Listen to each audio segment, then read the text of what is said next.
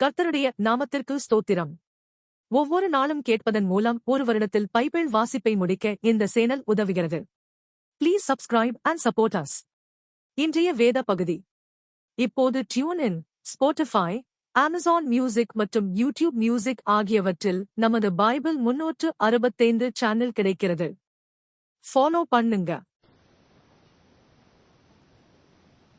யாத்திராகமம் அதிகாரம் 25. கர்த்தர் மோசேயை நோக்கி, இஸ்ரவேல் புத்திரர் எனக்கு காணிக்கையை கொண்டு வரும்படி அவர்களுக்கு சொல்லு. மனப்பூர்வமாய் உற்சாகத்துடன் கொடுப்பவன் எவனோ அவனிடத்தில் எனக்கு காணிக்கையை வாங்குவீர்களாக. நீங்கள் அவர்களிடத்தில் வாங்க வேண்டிய காணிக்கையாவன: பொன்னும் வெள்ளியும் வெண்கலமும் இளநீல நூலும் இரத்தாம்பர நூலும் சிவப்பு நூலும் மெல்லிய பஞ்சு நூலும் வெள்ளாட்டு மயிரும் சிவப்பு தீர்ந்த ஆட்டுக்கடா தோலும் தகசு தோலும் சீத்தி மரமும் விளக்கெண்ணெயும் அபிஷேக தைலத்துக்கு பரிமள வர்க்கங்களும் தூபத்துக்கு சுகந்த வர்க்கங்களும் ஏபோத்திலும் மார்பதக்கத்திலும் பதிக்கும் கோமேதக கற்களும் இரத்தினங்களுமே. அவர்கள் நடுவிலே நான் வாசம் பண்ண எனக்கு ஒரு பரிசுத்த ஸ்தலத்தை உண்டாக்குவார்களாக. நான் உனக்கு காண்பிக்கும் வாசஸ்தலத்தின் மாதிரியின்படியும் அதனுடைய எல்லா தட்டுமுட்டுக்களின் மாதிரியின்படியும் அதை செய்வீர்களாக. சீத்தி மரத்தினால் ஒரு பெட்டியை பண்ண கடவர்கள். அதன் நீளம் 2.5 முழமும் அதன் அகலம் 1.5 முழமும் அதன் உயரம் 1.5 முழமுமாயிருப்பதாக. அதை எங்கும் பசும்பொன் தகட்டால் மூடுவாயாக.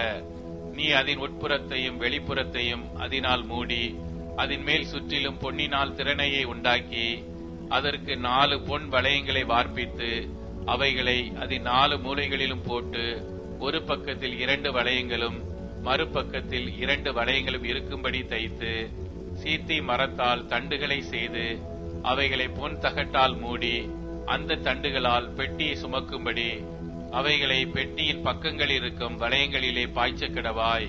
அந்த தண்டுகள் பெட்டியிலிருந்து கலற்றப்படாமல் அதன் வளையங்களிலே இருக்க வேண்டும். நான் உனக்கு கொடுக்கும் சாட்சி பிரமாணத்தை அந்த பெட்டியிலே வைப்பாயாக. பசும் பொன்னினாலே கிருபாசனத்தை பண்ணுவாயாக. அது 2.5 முழ நீளமும் 1.5 முழ அகலமுமாயிருக்க கிடவது. பொன்னினால் 2 கேருபீன்களை செய்வாயாக. பொன்னை தகடாய் அடித்து அவைகளை செய்து கிருபாசனத்தின் 2 ஓரங்களிலும் வைப்பாயாக. ஒரு புறத்து ஓரத்தில் ஒரு கேருபீனையும் மறுபுறத்து ஓரத்தில் மற்ற கேருபீனையும் பண்ணிவை. அந்த கேருபீன்கள் கிருபாசனத்தின் 2 ஓரங்களிலும் அதனோட ஏக வேலையாய் இருக்கும்படி அவைகளை பண்ண கடவாய். அந்த கேருபீன்கள் தங்கள் செட்டைகளை உயர விரித்து தங்கள் செட்டைகளால் கிருபாசனத்தை மூடுகிறவைகளும் ஒன்றுக்கொன்று எதிர்முகம் உள்ளவைகளுமாய் இருக்க கிடவது. கேருபீன்களின் முகங்கள் கிருபாசனத்தை நோக்குகிறவைகளாய் இருப்பதாக. கிருபாசனத்தை பெட்டியின் மீதில் வைத்து பெட்டிக்குள்ளே நான் உனக்கு கொடுக்கும் சாட்சி பிரமாணத்தை வைப்பாயாக. அங்கே நான் உன்னை சந்திப்பேன். கிருபாசனத்தின் மீதிலும் சாட்சி பெட்டியின் மேல் நிற்கும் 2 கேருபீன்களின் நடுவிலும் இருந்து நான் இஸ்ரவேல் புத்திரருக்காக உனக்கு கற்பிக்க போகிறவர்களை எல்லாம் உன்னோடே சொல்லுவேன். சீத்தி மரத்தால் ஒரு மேஜையையும் பண்ணுவாயாக. அது 2 முழ நீளமும் 1 முழ அகலமும் 1.5 முழ உயரமாய் இருக்க கிடவது. அதை பசும்பொன் தகட்டால் மூடி சுற்றிலும் அதற்கு பொன்னினால் திறனையை உண்டாக்கி சுற்றிலும் அதற்கு 4 விரற்கடையான சட்டத்தையும் அதன் சட்டத்திற்கு சுற்றிலும் பொன்னினால் திறனையையும் உண்டாக்கி அதற்கு 4 பொன் வளையங்களை பண்ணி அவைகளை அதன் 4 கால்களுக்கு இருக்கும் 4 மூலைகளிலும் தைக்க கடவாய். அந்த வளையங்கள் மேஜையை சுமக்கும் தண்டுகளுக்கு இடங்களாய் இருக்கும்படி சட்டத்தின் அருகே இருக்க வேண்டும். அந்த தண்டுகளை சீத்தி மரத்தினால் செய்து அவைகளை பொன் தகட்டால் மூடக்கடவாய். அவைகளால் மேஜை சுமக்கப்பட வேண்டும். அதற்குரிய தட்டுக்களையும் தூப கரண்டிகளையும் கிண்ணங்களையும் வானபலி கரகங்களையும் பண்ணக்கடவாய். அவைகளை பசும் பொன்னினால் பண்ணக்கடவாய். மேஜையின் மேல் நித்தமும் என் சந்நிதியில் சமூக தப்பங்களை வைக்க கடவாய். பசும் பொன்னினால் ஒரு குத்து விளக்கையும் உண்டாக்குவாயாக. அது பொன்னினால் அடிப்பு வேலையாய் செய்யப்பட வேண்டும். அதன் தண்டும் கிளைகளும் மொக்குகளும் பழங்களும் பூக்களும் பொன்னினால் செய்யப்பட வேண்டும். 6 கிளைகள் அதன் பக்கங்களில் விட வேண்டும். குத்து விளக்கின் 3 கிளைகள் அதன் ஒரு பக்கத்திலும், குத்து விளக்கின் 3 கிளைகள் அதன் மறுபக்கத்திலும் விட வேண்டும். ஒவ்வொரு கிளையிலே வாதுமை கொட்டைக்கு ஒப்பான 3 மொக்குகளும், ஒரு பழமும் ஒரு பூவும் இருப்பதாக குத்து விளக்கிலிருந்து புறப்படும் 6 கிளைகளிலும் அப்படியே இருக்க வேண்டும்.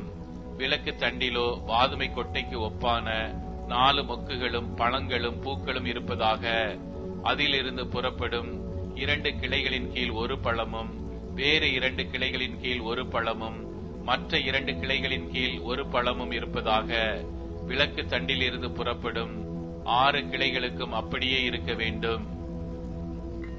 அவைகளின் பழங்களும் அவைகளின் கிளைகளும் பொன்னினால் உண்டானவைகளாய் இருப்பதாக அவையெல்லாம் தகடாய் அடித்த பசும் பொன்னால் செய்யப்பட்ட ஒரே வேலையாய் இருக்க வேண்டும். அதில் 7 அகல்களை செய்வாயாக. அதற்கு நேரெதிராய் எரியும்படிக்கு அவைகள் ஏற்றப்பட கடவது. அதன் கத்திரிகளும் சாம்பல் பாத்திரங்களும் பசும் பொன்னினால் செய்யப்படுவதாக. அதையும் அதற்குரிய பனிமுட்டுக்கள் யாவையும் 1 தாலந்து பசும் பொன்னினால் பண்ண வேண்டும். மலையிலே உனக்கு காண்பிக்கப்பட்ட மாதிரியின்படியே அவைகளை செய்ய எச்சரிக்கையாயிரு.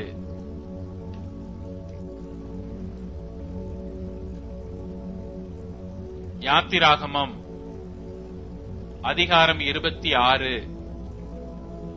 மேலும் திரித்த மெல்லிய பஞ்சு நூலினாலும் இளநீல நூலினாலும் இரத்தாம்பர நூலினாலும் சிவப்பு நூலினாலும் நெய்யப்பட்ட 10 மூடு திரைகளால் வாசஸ்தலத்தை உண்டு பண்ணுவாயாக. அவைகளில் விசித்திர வேலையாய் கேருபீன்களை செய்ய கடவாய். ஒவ்வொரு மூடு திரையும் 28 முழ நீளமும் 4 முழ அகலமுமாய் இருப்பதாக. மூடு திரைகள் எல்லாம் ஒரே அளவாய் இருக்க வேண்டும். 5 மூடு திரை ஒன்றோடொன்று இணைக்கப்பட்டிருக்க வேண்டும். மற்ற 5 மூடு திரைகளும் ஒன்றோடொன்று இணைக்கப்பட்டிருக்க வேண்டும். இணைக்கப்பட்ட ஒரு மூடு திரையின் கடை ஓரத்தில் இளநீல நூலால் காதுகளை உண்டு பண்ணு. இணைக்கப்பட்ட மற்ற மூடு திரையின் கடை ஓரத்திலும் அப்படியே செய்வாயாக. காதுகள் ஒன்றோடொன்று இணையும்படி ஒரு மூடு திரையில் 50 காதுகளையும், இணைக்கப்பட்ட மற்ற மூடு திரையின் ஓரத்தில் 50 காதுகளையும் உண்டு பண்ணுவாயாக. 50 பொன் கொக்கிகளையும் பண்ணி மூடு திரைகளை ஒன்றோடொன்று அந்த கொக்கிகளால் இணைத்து விடுவாயாக. அப்பொழுது அது ஒரே வாசஸ்தலமாகும். வாசஸ்தலத்தின் மேல் கூடாரமாக போடும்படி ஆட்டு மயிரால் 11 மூடு திரைகளை உண்டு பண்ணுவாயாக. ஒவ்வொரு மூடு திரை 30 முழ நீளமும் 4 முழ அகலமுமாய் இருக்க வேண்டும். 11 மூடு திரைகளும் ஒரே அளவாய் இருக்க வேண்டும். 5 மூடு திரைகளை ஒன்றாகவும் 6 மூடு திரைகளை ஒன்றாகவும் இணைக்க வேண்டும். 6ஆம் மூடு திரையை கூடாரத்தின் முகப்பிற்கு முன்னே மடித்து போடுவாயாக. இணைக்கப்பட்ட ஒரு மூடு திரையின் கடை ஓரத்தில் 50 காதுகளையும், இணைக்கப்பட்ட மற்ற மூடு திரையின் ஓரத்தில் 50 காதுகளையும் உண்டு பண்ணி 50 வெண்கல கொக்கிகளை செய்து கொக்கிகளை காதுகளில் மாட்டி ஒரே கூடாரமாகும்படி அதை இணைத்து விடுவாயாக. கூடாரத்தின் மூடு திரைகளில் மிச்சமான பாதி மூடு திரை வாசஸ்தலத்தின் பின்புறத்தில் தொங்க வேண்டும். கூடாரத்தினுடைய மூடு திரைகளின் நீளத்திலே மீதியானதில் இந்த புறத்தில் 1 முழமும் அந்த புறத்தின் 1 முழமும் வாசஸ்தலத்தை மூடும்படி அதன் பக்கங்களிலே தொங்க வேண்டும். சிவப்பு தீர்ந்த ஆட்டுக்கடா தோலினால் கூடாரத்திற்கு ஒரு மூடியையும், அதன் மேல் தகசு தோலால் ஒரு மூடியையும் உண்டு பண்ணுவாயாக. வாசஸ்தலத்துக்கு நிமிர்ந்து நிற்கும் பலகைகளையும் சீத்தி மரத்தால் உண்டு பண்ணுவாயாக. ஒவ்வொரு பலகையும் 10 முழ நீளமும் 1.5 முழ அகலமுமாயிருக்க வேண்டும். ஒவ்வொரு பலகைக்கும் ஒன்றோடொன்று ஒத்து இசைந்திருக்கும் 2 கழுந்துகள் இருக்க வேண்டும். வாசஸ்தலத்தின் பலகைகளுக்கெல்லாம் இப்படியே செய்வாயாக. வாசஸ்தலத்துக்காக செய்யப்படுகிற பலகைகளில் 20 பலகை தெற்கே தென் திசைக்கு எதிராக நிற்க கடவது. அந்த 20 பலகைகளின் கீழே வைக்கும் 40 வெள்ளி பாதங்களை உண்டு பண்ணுவாயாக. ஒரு பலகையின் கீழ் அதன் 2 கழுதுகளுக்கும் 2 பாதங்களும், மற்ற பலகையின் கீழ் அதன் 2 கழுதுகளுக்கும் 2 பாதங்களும் இருக்க வேண்டும். வாசஸ்தலத்தின் மறுபக்கமாகிய வடபுறத்திலும் 20 பலகைகளையும் அவைகளின் கீழ் 40 வெள்ளி பாதங்களையும் உண்டு பண்ணுவாயாக. ஒரு பலகையின் கீழ் 2 பாதங்களும் மற்ற பலகையின் கீழ் 2 பாதங்களும் இருக்க வேண்டும். வாசஸ்தலத்தின் மேற்புறத்திற்கு 6 பலகைகளையும் வாசஸ்தலத்தின் இரு பக்கத்திலும் உள்ள மூலைகளுக்கு 2 பலகைகளையும் உண்டு பண்ணுவாயாக. அவைகள் கீழே இசைக்கப்பட்டிருக்க வேண்டும், மேலேயும் ஒரு வளையத்தினால் இசைக்கப்பட்டிருக்க வேண்டும். 2 மூலைகளுக்கும் அப்படியே இருக்க வேண்டும். அவைகள் 2 மூலைகளுக்காகும். அந்தப்படி 8 பலகைகள் இருக்க வேண்டும். ஒவ்வொரு பலகையின் கீழ் 2 பாதங்களாக 11 வெள்ளி பாதங்களும் இருக்க வேண்டும். சீத்தி மரத்தால் வாசஸ்தலத்தின் ஒரு பக்கத்து பலகைகளுக்கு 5 தாழ்பாள்களையும் வாசஸ்தலத்தின் மறுபக்கத்து பலகைகளுக்கு 5 தாழ்பாள்களையும் வாசஸ்தலத்தின் மேற்புறமான பின்பக்கத்து பலகைகளுக்கு 5 தாழ்பாள்களையும் பண்ணுவாயாக. நடு தாழ்பால் ஒரு முனை தொடங்கி மறுமுனை மட்டும் பலகைகளின் மையத்தில் உருவ பாய்ச்சப்பட்டிருக்க வேண்டும். பலகைகளை பொன் தகட்டால் மூடி தாழ்பால்களின் இடங்களாகிய அவைகளின் வளையங்களை பொன்னினால் பண்ணி தாழ்பால்களை பொன் தகட்டால் மூடக்கடவாய். இவ்விதமாக மலையின் மேல் உனக்கு காண்பிக்கப்பட்ட மாதிரியின்படியே வாசஸ்தலத்தை நிறுத்துவாயாக. இளநீல நூலும் இரத்தாம்பர நூலும் சிவப்பு நூலும் திரித்த மெல்லிய பஞ்சு நூலுமான இவற்றால் ஒரு திரைச்சீலையை உண்டு பண்ண கடவாய். அதிலே விசித்திர வேலையால் செய்யப்பட்ட கேருபீன்கள் வைக்கப்பட வேண்டும். சீத்தி மரத்தினால் செய்து பொன் தகட்டால் மூடப்பட்ட 4 தூண்களிலே அதை தொங்குவிடு. அந்த தூண்கள் 4 வெள்ளி பாதங்கள் மேல் இருக்கவும் அவைகளின் கொக்கிகள் பொன்னினால் செய்யப்படவும் வேண்டும். கொக்கிகளின் கீழே அந்த திரைச்சீலையை தொங்கவிட்டு சாட்சி பெட்டியை அங்கே திரைக்குள்ளாக வைக்க கடவாய். அந்த திரைச்சீலை பரிசுத்த ஸ்தலத்திற்கும் மகா பரிசுத்த ஸ்தலத்திற்கும் பிரிவை உண்டாக்கும். மகா பரிசுத்த ஸ்தலத்திலே சாட்சி பெட்டியின் மீதில் கிருபாசனத்தை வைப்பாயாக. திரைக்கு புறம்பாக மேஜையையும் மேஜைக்கு எதிரே வாசஸ்தலத்தின் தென்புறமாக குத்து விளக்கையும் வைத்து மேஜையை வடபுறமாக வைப்பாயாக. இளநீல நூலும் இரத்தாம்பர நூலும் சிவப்பு நூலும் திரித்த மெல்லிய பஞ்சு நூலும் ஆகிய இவற்றால் சித்திர தையல் வேலையான ஒரு தொங்குதிரையும் கூடாரத்தின் வாசலுக்கு உண்டாக்கி அந்த தொங்குதிரைக்கு சீத்தி மரத்தால் 5 தூண்களை செய்து அவைகளை பொன் தகட்டால் மூடி அவைகளுக்கு பொன் கொக்கிகளை உண்டாக்கி அவைகளுக்கு 5 வெண்கல பாதங்களை வார்ப்பிக்க கடவாய். லூக்கா அதிகாரம் 23. அவர்களுடைய கூட்டத்தார் எல்லாரும் எழுந்திருந்து அவரை பிலாத்துவினிடத்திற்கு கொண்டு போய், இவன் தன்னை கிறிஸ்து என்னப்பட்ட ராஜாவென்றும் ராயருக்கு வரி கொடுக்க வேண்டுவதில்லை என்றும் சொல்லி ஜனங்களை கலகப்படுத்த கண்டோம் என்று அவர் மேல் குற்றம் சாட்டத் தொடங்கினார்கள். பிலாத்து அவரை நோக்கி, நீ யூதருடைய ராஜாவா என்று கேட்டான். அவர் அவனுக்கு பிரதியுத்தரமாக, நீர் சொல்லுகிறபடிதான் என்றார். அப்பொழுது பிலாத்து பிரதான ஆசாரியர்களையும் ஜனங்களையும் நோக்கி, இந்த மனுஷனிடத்தில் நான் ஒரு குற்றத்தையும் காணவில்லை என்றான். அதற்கு அவர்கள், இவன் கலிலேயா நாடு தொடங்கி இவ்விடம் வரைக்கும் யூதேயா தேசமெங்கும் உபதேசம் பண்ணி ஜனங்களை கலகப்படுத்துகிறான் என்று வைராக்கியத்தோடே சொன்னார்கள். கலிலேயா என்பதை பிலாத்து கேட்டபொழுது, இந்த மனுஷன் கலிலேயனா என்று விசாரித்து அவர் ஏரோதின் அதிகாரத்துக்குள்ளானவர் என்று அறிந்து அந்நாட்களில் எருசலேமிலே வந்திருந்த ஏரோதுவினிடத்திற்கு அவரை அனுப்பினான்.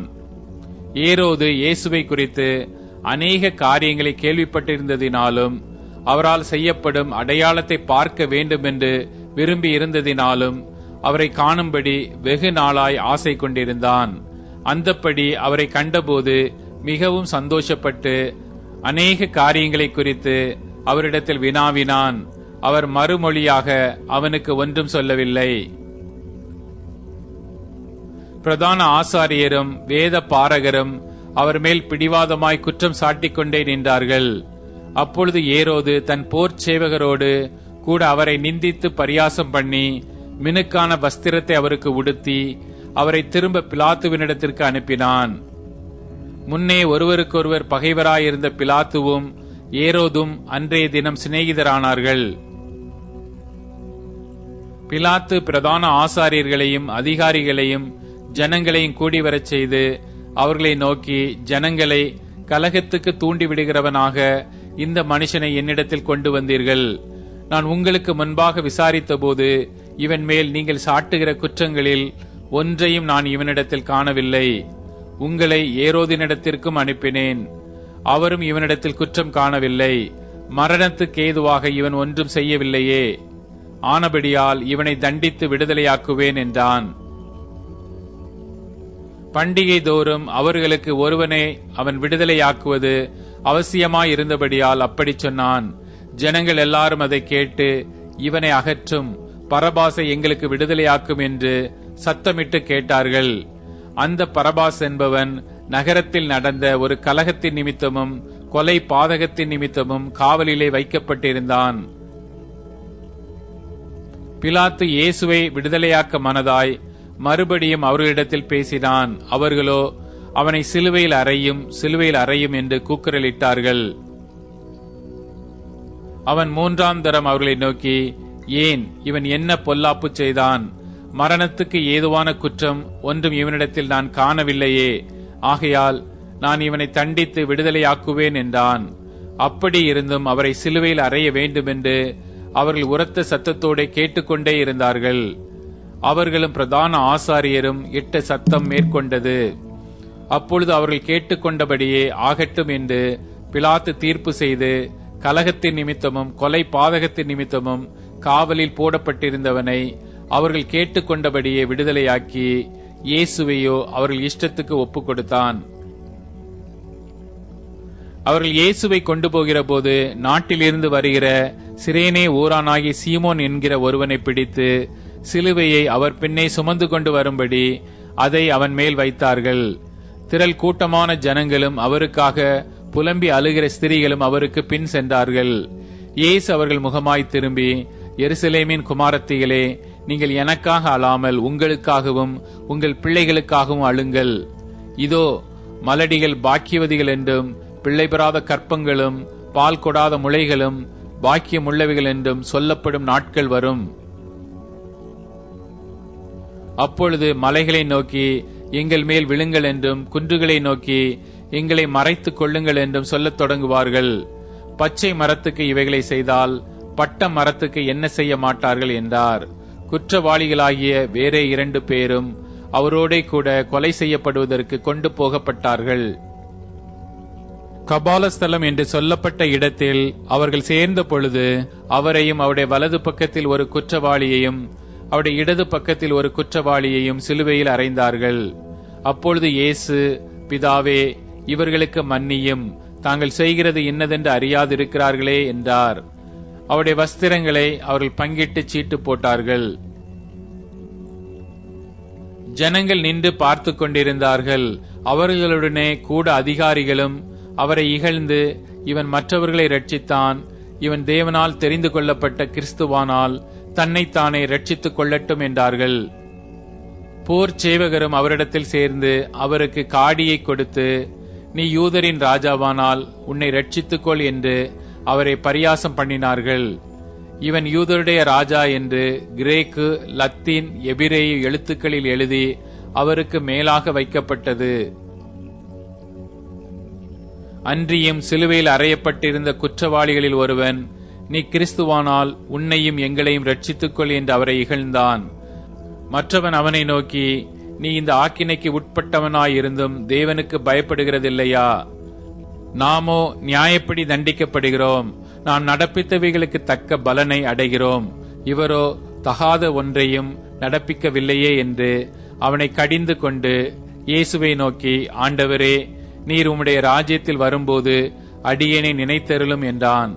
இயேசு அவனை நோக்கி, இன்றைக்கு நீ என்னுடனே கூட பரதீசில் இருப்பாய் என்று மெய்யாகவே உனக்கு சொல்லுகிறேன் என்றார். அப்பொழுது ஏறக்குறைய 6ஆம் மணி நேரமாயிருந்தது. 9ஆம் மணி நேரம் வரைக்கும் பூமி எங்கும் அந்தகாரம் உண்டாயிற்று.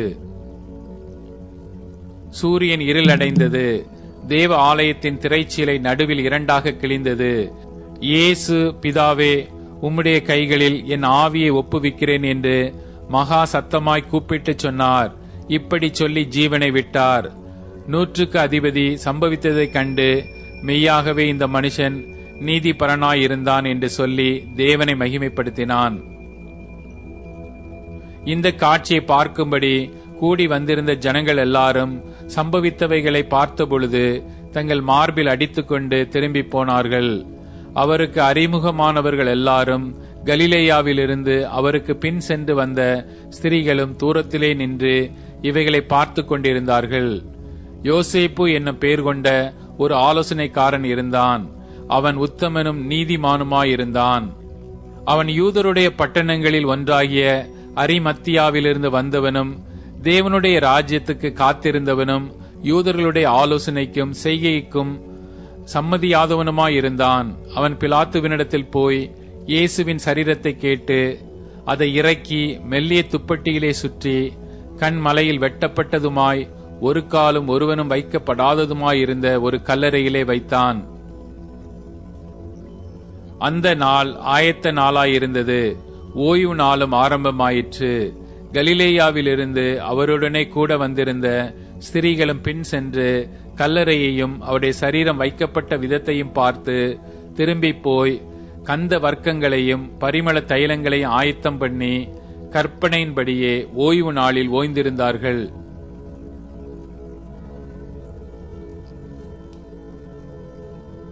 லூக்கா அதிகாரம் 24.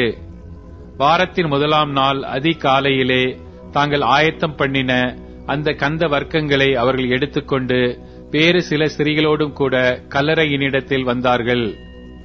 கல்லறையை அடைத்திருந்த கல் புரட்டி தள்ளப்பட்டிருக்கிறதைக் கண்டு உள்ளே பிரவேசித்து கர்த்தராகிய இயேசுவின் சரீரத்தை காணாமல் அதை குறித்து மிகுந்த கலக்கமடைந்திருக்கையில் பிரகாசமுள்ள வஸ்திரம் தரித்த 2 பேர் அவர்கள் அருகே நின்றார்கள். அந்த ஸ்திரீகள் பயப்பட்டு தலை கவிழ்ந்து தரையை நோக்கி நிற்கையில் அந்த 2 பேரும் அவர்களை நோக்கி, உயிரோடு இருக்கிறவரை நீங்கள் மரித்தோரிடத்தில் தேடுகிறதென்ன? அவர் இங்கே இல்லை, அவர் உயிர்த்தெழுந்தார். மனுஷகுமாரன் பாவிகளான மனுஷர் கைகளில் ஒப்புக் கொடுக்கப்படவும் சிலுவையில் அறையப்படவும் 3ஆம் நாளில் எழுந்திருக்கவும் வேண்டும் என்பதாக அவர் கலிலேயாவில் இருந்த காலத்தில் உங்களுக்கு சொன்னதை நினைவு கூறுங்கள் என்றார்கள். அப்பொழுது அவர்கள் அவருடைய வார்த்தைகளை நினைவு கூர்ந்து கல்லறையை விட்டு திரும்பி போய் இந்த சங்கதிகள் எல்லாவற்றையும் 11 மற்றெல்லாருக்கும் அறிவித்தார்கள். இவைகளை அப்போஸ்தலருக்கு சொன்னவர்கள் மகதலேனா மரியாளும் யோவன்னாலும் யாக்கோபின் தாயாகிய மரியாளும் இவர்களுடனே கூட இருந்த மற்ற ஸ்திரீகளுமே. இவருடைய வார்த்தைகள் அவர்களுக்கு வீண் பேச்சாக தோன்றினதினால் அவர்கள் இவர்களை நம்பவில்லை. பேதுருவோ எழுந்திருந்து கல்லறையினிடத்திற்கு ஓடி அதற்குள்ளே குனிந்து பார்க்கையில் சீலைகளை தனிப்பட வைத்திருக்க கண்டு சம்பவித்ததை குறித்து தன்னில் ஆச்சரியப்பட்டுக் கொண்டே போனான். அன்றைய தினமே அவர்களில் 2 பேர் எருசலேமுக்கு 7 அல்லது 8 மைல் தூரமான எம்மாவு என்னும் கிராமத்துக்கு போனார்கள். போகையில் இந்த வர்த்தமானங்கள் யாவையும் குறித்து அவர்கள் ஒருவரோடொருவர் பேசிக் கொண்டார்கள். இப்படி அவர்கள் பேசி சம்பாஷித்துக் கொண்டிருக்கையில் இயேசு தாமே சேர்ந்து அவர்களுடனே கூட நடந்து போனார். ஆனாலும் அவரை அறியாதபடிக்கு அவருடைய கண்கள் மறைக்கப்பட்டிருந்தது.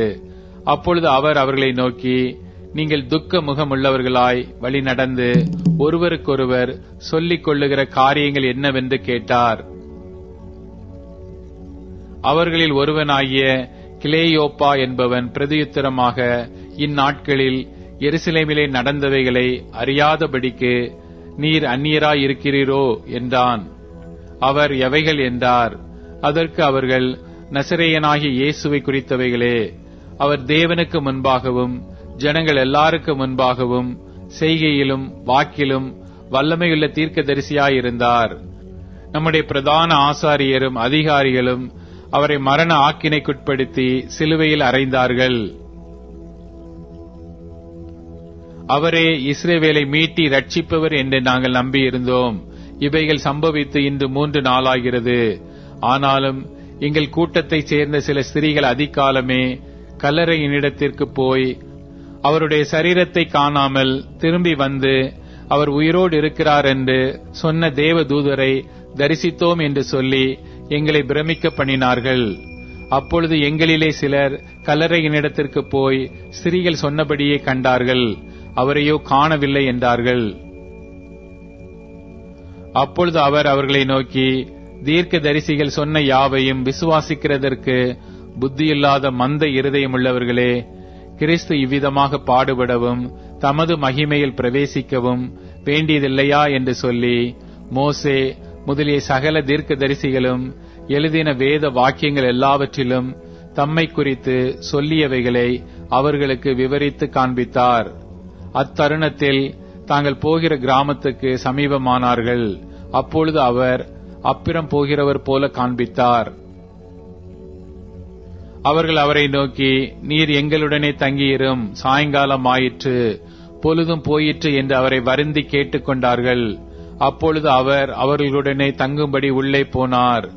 அவர்களோட அவர் பந்தி இருக்கையில் அவர் அப்பத்தை எடுத்து ஆசீர்வதித்து அதை பிட்டு அவர்களுக்கு கொடுத்தார். அப்பொழுது அவருடைய கண்கள் திறக்கப்பட்டு அவரை அறிந்தார்கள். உடனே அவர் அவர்களுக்கு மறைந்து போனார்.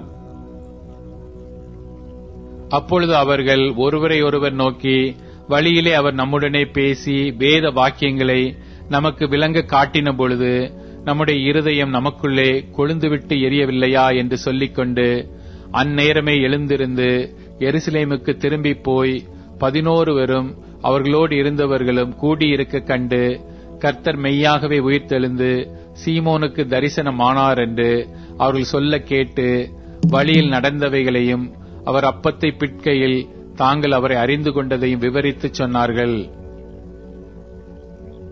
இவைகளை குறித்து அவர்கள் பேசிக் கொண்டிருக்கையில் இயேசு தாமே அவர்கள் நடுவிலே நின்று, உங்களுக்கு சமாதானம் என்றார்.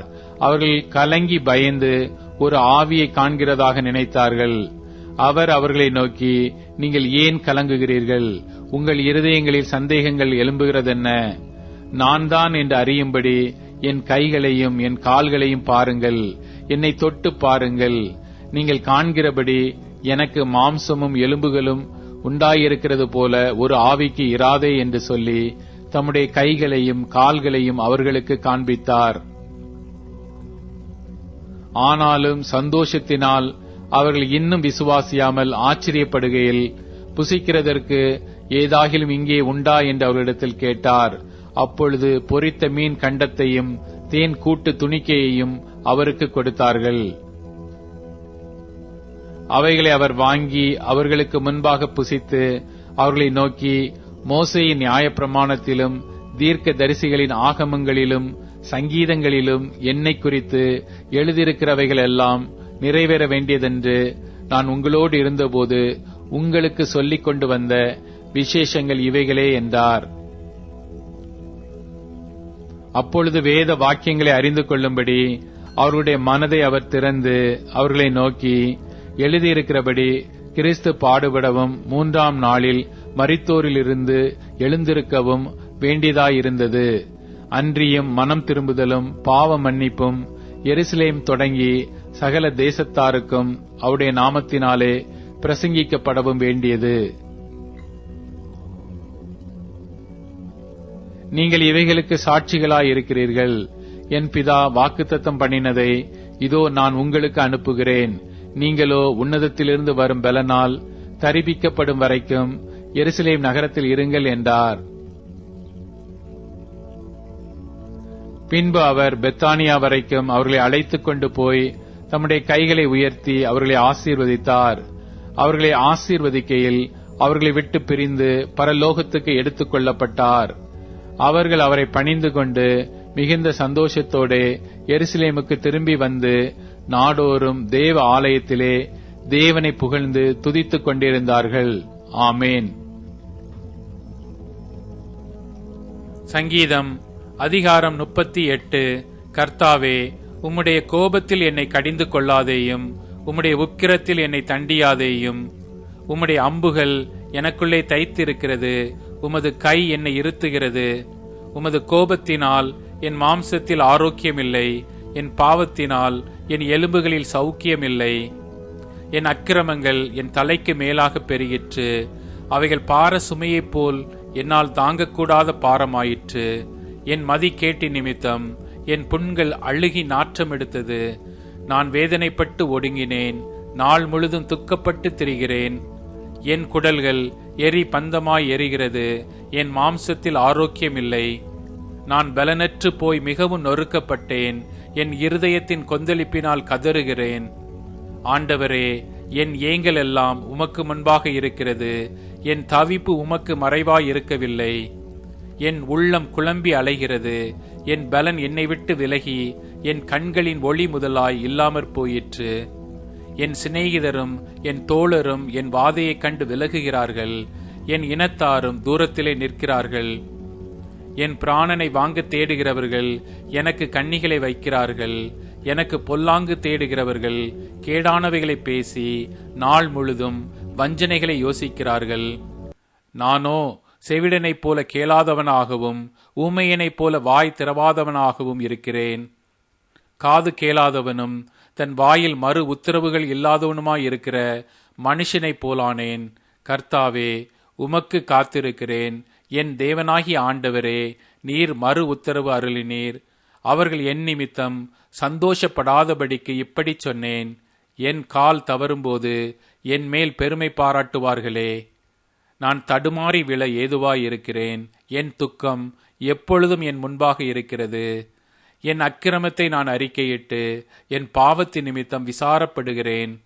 என் சத்துருக்கள் வாழ்ந்து பலத்திருக்கிறார்கள். முகாந்திரம் இல்லாமல் என்னை பகைக்கிறவர்கள் பெருகியிருக்கிறார்கள். நான் நன்மையை பின்பற்றுகிறபடியால் நன்மைக்கு தீமை செய்கிறவர்கள் என்னை விரோதிக்கிறார்கள். கர்த்தாவே, என்னை கைவிடாதேயும். என் தேவனே, எனக்கு தூரமாயிராதேயும். என் இரட்சிப்பாகிய ஆண்டவரே, எனக்கு சகாயம் செய்ய தீவிரியும். இப்போது tune in, Spotify, Amazon music மற்றும் யூடியூப் மியூசிக் ஆகியவற்றில் நமது பைபிள் 365 சேனல் கிடைக்கிறது. ஃபாலோ பண்ணுங்க.